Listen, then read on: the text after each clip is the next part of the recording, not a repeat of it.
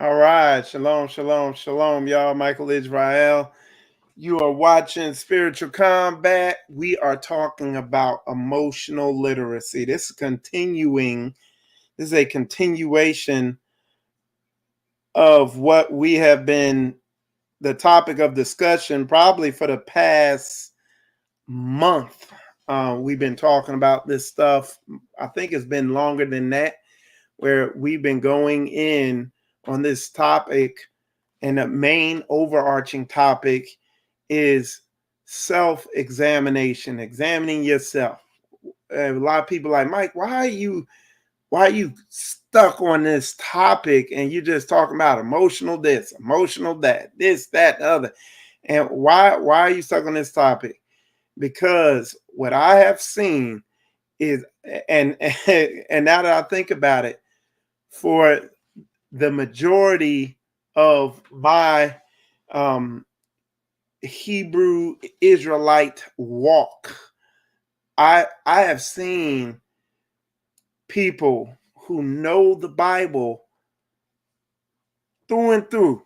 They good. They could outquote me on scriptures, everything, but they don't know themselves, and they don't even understand what the concept of knowing yourself even is.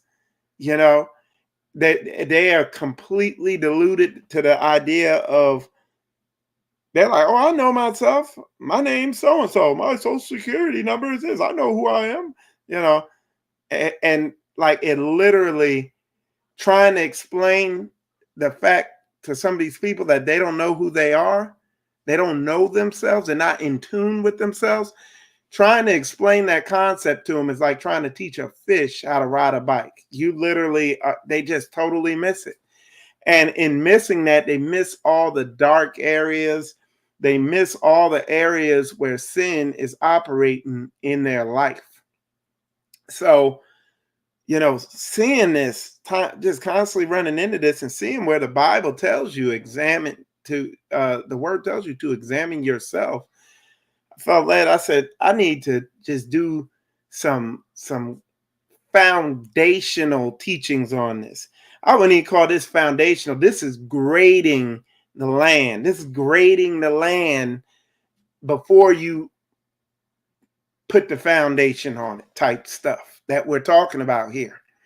And, I have people, they come to me like, man, that video you did, I did one video that's pretty in depth, how to know yourself or how to get to know yourself. People are like, man, it's like you talk about me, man. That thing was hitting. It's what people don't understand. What we're talking about just so foundational is gonna smash into everybody. You know what I'm saying? Um, and I have it's a biblical self development playlist. Check that out. It has all those in there, and it's going to take you all the way up to the level of a lesson that I did on rejection. Okay. But in order to really realize how the spirit of rejection operates in a lot of people's lives, like if you don't have an emotional, if you don't have emotional literacy to understand your emotions, let's even get even uh, let's get even more basic than that. If you don't have an emotional vocabulary, you're skipping steps. You're going to miss stuff. So that's why I'm just getting real fundamental, real granular with this. Okay, so that's what we're going to start this out at. Is we're going to run through emotional vocabulary. And emotional vocabulary refers to words we use to describe our feelings and emotions. And there is a difference between feelings and emotions. And we're going to go in and we're going to break that down also. But before that, you need just to have at least a rough understanding of uh, emotional vocabulary. Okay. Um, and having an emotional vocabulary, having emotional literacy is critical It's a necessity in order to identify emotions accurately. Okay. Um, it helps you express yourself clearly. Um, it helps you manage your emotions effectively, so because you'll know what's going on, and then it also helps you in relationships with others to have empathy. You have some people, they're so shut off to themselves. They, when it comes to them in relationships with other people, it's disasters because they're completely out of tune with what the other person's feeling and thinking and everything like that. So you could come off heartless, cold, selfish, self-centered, you name it. Just, and a lot of, be very kind of hurtful, and not be able to be a brother or a sister to anybody. And what does the word say? When they ask them, what are the most important commandments? Love the Lord your God with all your heart, mind, and soul. So that's, know that word, understand that book, have that book in your spirit. Okay. And then the other one, love your brother as you love yourself. Well, if you don't know yourself, how are you going to love yourself? You see what I'm saying? So that's why we're getting into this like this. All right. And what do I mean if you don't know yourself? If you don't know what's operating in you, if you don't know the whys behind some of the behaviors, if you're not even aware that you're behaving in a certain type of way, it's gonna be problems. And like I said, we're gonna break all this stuff down to the granular level. We're going to break all this stuff down. We're going to break down what feelings are. We're going to break down what emotions are. We're going to break down what behavior is. You see what I'm saying? And it's all going to make sense. And we're going to be grading the land. We're going to get the land graded. If for those of you who don't know about building, grading the land is getting it to conform a certain way for you to do what you need to do. Well, we're going to level the land so we can and compact the soil so we could put our foundation on there without it cracking. Okay. And that's what we're going to be doing. All right. Let's see. So let's see.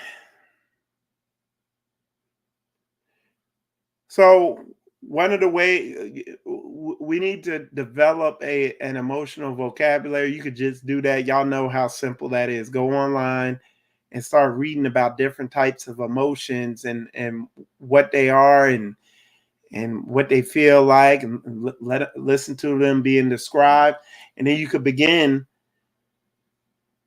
paying attention to emotions that are operating in you and begin labeling them. Okay. All right, let's see what else we got here. So now we're going to talk about emotional literacy. Okay. And some of y'all might be like, well, Mike, you already kind of covered this in your other video. Absolutely. I'm heavily overlapping all these videos because what you're going to see, they all tie in together. Okay. That's what you're going to see. And then emotional literacy is the ability to understand, use, and manage your emotions. Okay. I would say it's mainly the ability to at least understand what that emotion is. Okay. So let me see. People with strong emotional literacy, or we could call it people with emotional intelligence, they're able to cope with stress better. They're able to build healthy relationships. They're able to make good decisions, achieve goals, avoid getting stressed out, all this stuff like that. When you see somebody who struggles in relationships, who has problems coping with stress and all that stuff like that, has like anxiety disorders and different type of disorders like that, You're looking at somebody who probably lacks emotional literacy and who lacks an emotional vocabulary. They don't know what's operating below the surface subconsciously. And once that stuff gets too massive, whatever's operating below the surface, and you're not dealing with it, it eventually it comes out on the surface. It comes out for you to see. And it's like issues in relationships, you name it.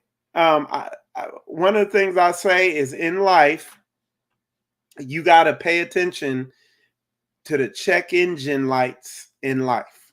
You know, well, somebody might be like, Michael, what are the check engine lights in life? And when I say check engine light, then the car analogy. When you're driving a car and your lights, you get a light on, check engine. If it's real bad on some cars, that check engine light will be blinking. That means you better probably pull over and see what the heck's going on.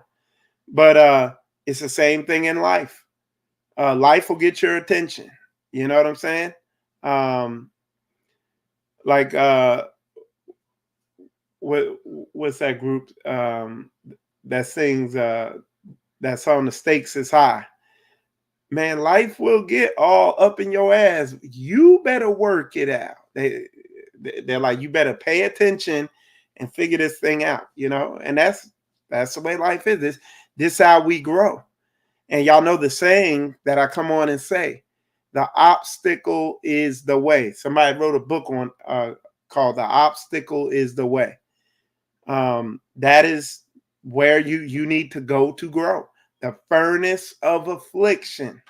Worthy men are tested and formed in the furnace of affliction. So we just keep the 100 on that. So now we're going to get into feelings, emotions, and behavior. They're all connected, all right? But they are actually distinct and separate. And guess what? When I did my show, how to get to know yourself. Okay, when I did that show, one of the saints called me up. And he's like, "Hey, Mike, can you didn't he was like, you didn't explain the difference between feelings and emotions. You were using them interchangeably." And I was like, "Oh, they're the same," you know. I was like, in a nutshell, I was like, "Man, please don't make this more difficult." But he kept pressing it. And I said, "Okay." I was like, "Let me look that up because I think you got a point." And sure enough, I went, looked it up.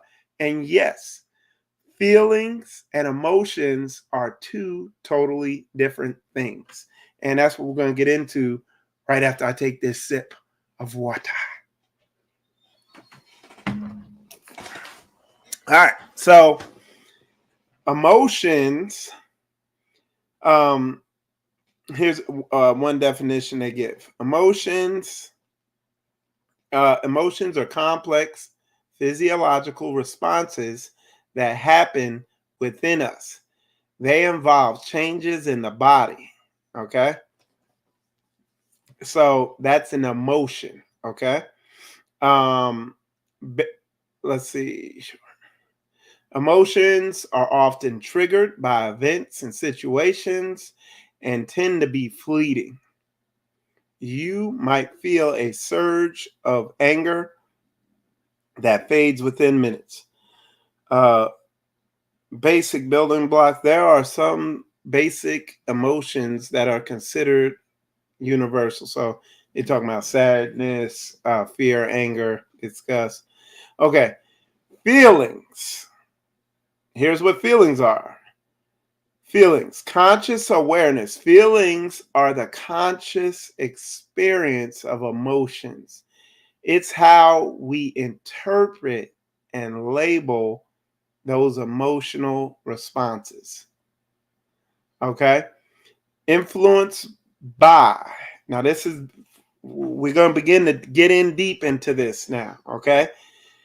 The feelings, they're influenced by perception. And that's a big thing right there. The fact that they're influenced by perception. how they are perceived, how they are seen, how they're processed. Okay. It says our feelings are shaped by our thoughts, memories, and values. You're gonna see how the word comes into this. This gonna be big. Y'all just be patient. The same event can trigger different feelings in different people. Um, let me see.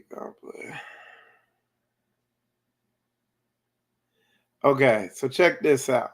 We're gonna skip ahead a little bit. So emotions trigger feelings, which then influence behavior. And behavior is the outward expression of how you're feeling. Okay. Our behavior can also influence our emotions. Okay. So don't get confused. Now we're going the other way.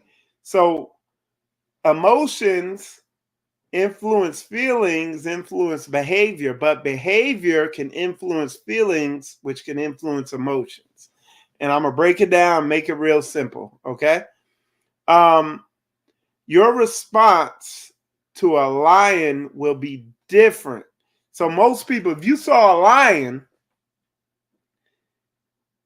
you more than likely the emotion you would feel would be fear.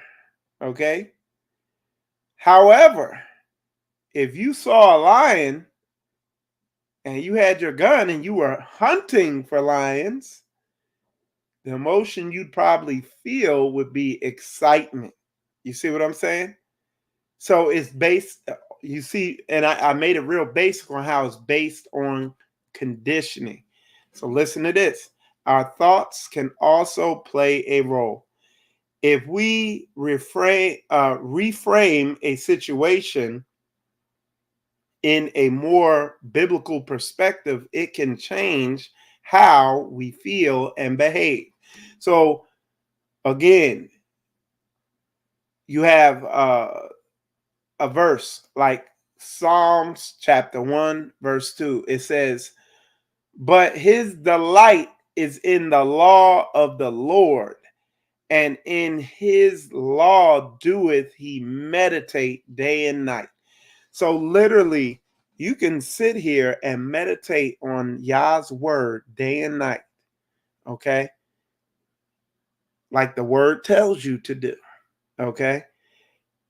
And you can reframe, have a biblical perspective of how you see things that are happening, situations going on in your life, stuff you're dealing with people and everything like that. You can reframe it and change your response to the emotions, or change the emotion, and the emotion can in turn change, or I'm sorry, change the feeling, and in response your feelings can change your emotions. You see what I'm saying? So now you perceive a certain situation you're dealing with. I'll give you a perfect one for me. One of the areas I struggled with that I've talked about before was dealing with authority. Okay. And, I had to seek the Father on it because I didn't know what it was. I didn't know what the problem was. I didn't even remotely perceive that I was wrestling with people in authority over me and everything. And through introspection, looking in, comparing what the Bible said, I began to see something. But then the Most High, like I said, flipped the check engine light in life on me, where I had at the job I was working at the time, I was in the military, literally the whole shop turned against me. You know what I'm saying? And I was like, what the heck? And, through staying calm and just looking at what was going on, the Most High showed me with a Bible scripture. It said, obey those uh, obey those who have the authority over you. I'm paraphrasing. Obey those who have the authority over you, even the difficult. And it went on to talk about how Jesus, being wrongfully accused, took it with the right spirit. So it's thankworthy that you do the same. You know what I'm saying? And that reframed my whole mindset on against some of these people that I was kind of going against, to where now when they would come and tell me something, even if it was somebody below me, I treated them like they were in authority, and I did what they said with no grumbling, said, yes, sir. And immediately I began to, see the positive benefits of that. So that's an example. It might not be the best example, but that's an example of how you can your beliefs, and again, by meditating on the word, can change your perspective, which can change your feelings, which can change your emotions. Okay. But again, it goes back to all these things I'm teaching, because you have to learn how to identify what you're feeling. You got to learn how to look within. You got a lot of people, majority of people, instead of introspecting, they're projecting. Soon as something happens, they're looking for external sources to point the finger at and everything like that, and to try to fix and to try to deal with and everything like that, instead of looking within. And it's an inefficient way to use your time if you're going to sit there and look outwardly. That's a waste of your time, because you got a limited time on this earth. And when you begin to look within and see all the areas where your carnal nature is ruling you, where Satan's ruling you, where spirits have taken strongholds in you, when you begin looking in and you begin to see all them places where this is happening at, you have a very quick epiphany. You realize that, I don't have a whole like, maybe you're 40, you my age. It's like, I only got another 30 years to do this, and I got a lot of work to do. And you begin to realize, I ain't gonna waste my time worrying about what other people are doing and where they messing up at. I gotta get myself right. I gotta work my salvation out with fear and trembling. Y'all put a 100 up in there. Hit the like button if that makes sense. All right. Let's see.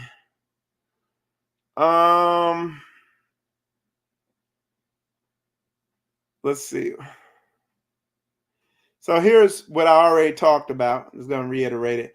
While emotions start as sensations in the body, feelings are generated from our thoughts about those emotions.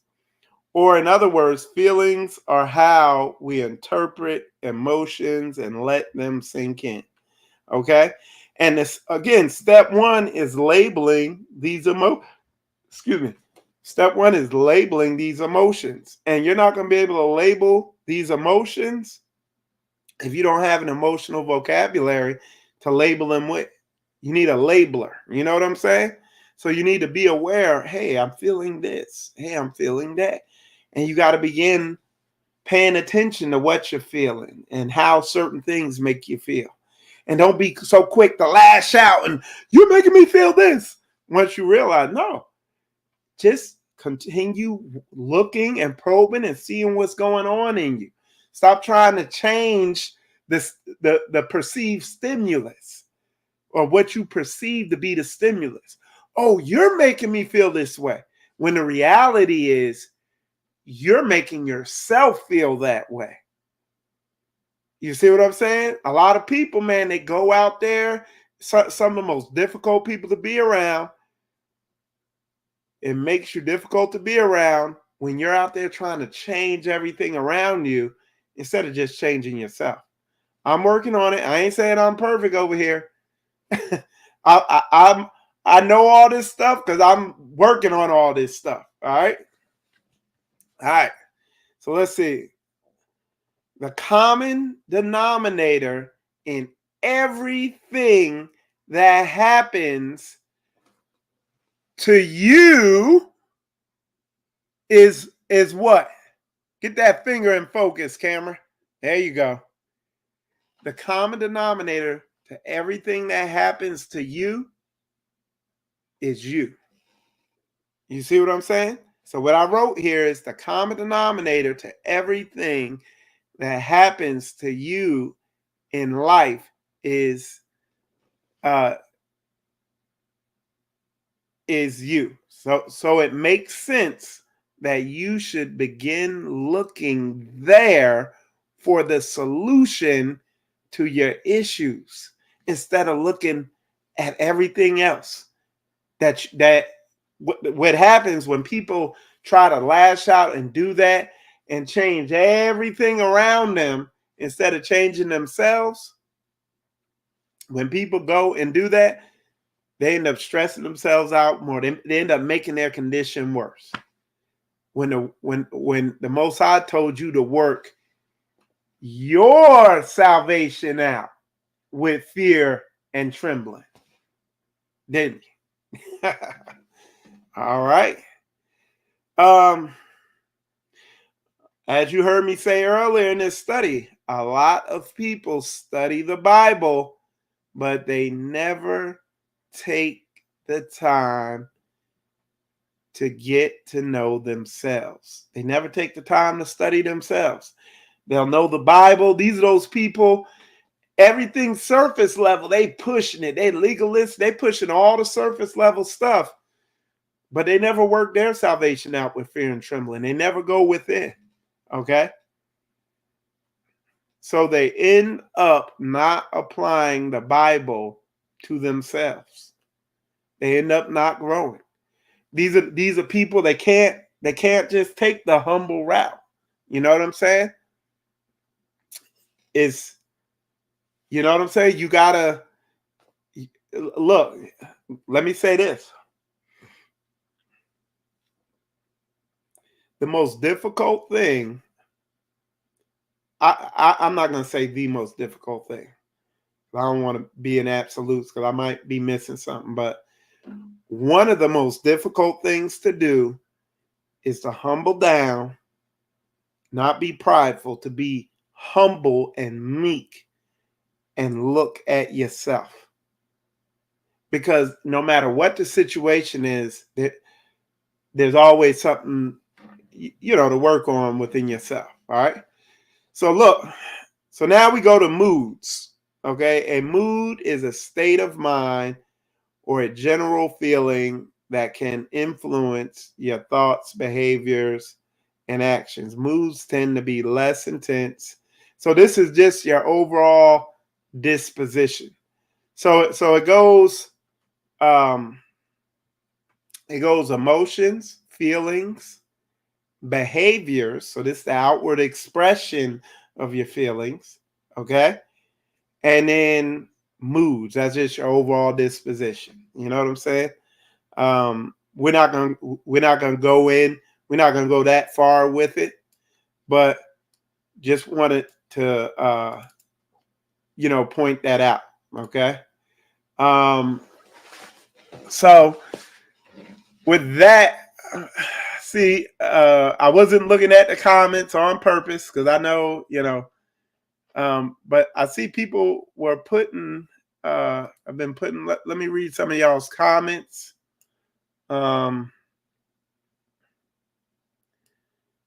Sociology, sociology, God know me, religion, and everything I am and going to be. Pharaoh, let my people go. Okay. All right. I'm not sure what they're talking about, but all right. So true. Somebody said changing the focus by pointing at this object so I can miss. All right. So for the most part, it looks like everybody got some good understanding. And like I said, y'all, I came in here short, sweet, but I know it's potent. You know what I'm saying? I just want to come in here and lay that out, come straight down the middle with it. I'm Michael Israel. You're watching Spiritual Combat, and shalom, shalom.